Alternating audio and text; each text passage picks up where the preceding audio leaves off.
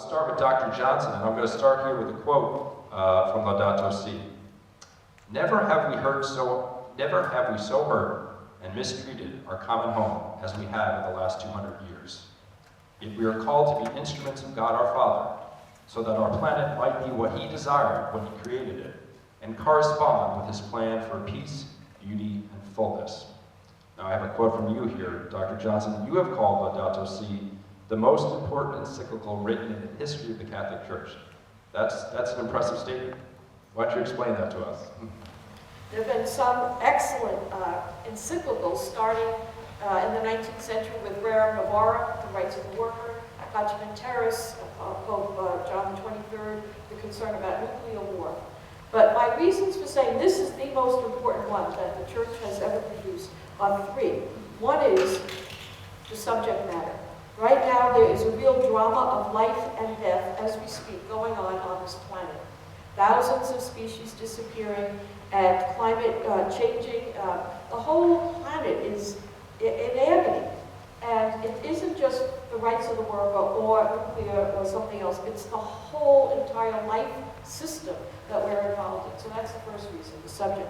The second reason is that so many smart resources have been put to work in this encyclical. The science is good.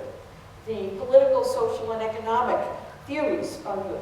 And the Pope nails it in connecting the suffering of poor people with degradation of the environment, because both suffer proportionately with one another. So it isn't an either-or between social justice or ecological justice. He shows a very great organic unity. So it's the depth and breadth of the resources that go into that teaching. And the third reason is the theological reason, namely the vision he has of all of us connected in one common community on this earth, rather than humans being the dominant species over others. It gives a whole new approach to theology, and as Father Chris said, spirituality. In the end, he calls for a new way of being human that won't result in the death of everything else. So it's a tremendous challenge, but the theological vision, very God-centered, as the quote you just read. I can't think of another encyclical, and I'm open, of course, to debate on this, but that has come forth with such a serious subject, done so smartly and well, and with such theological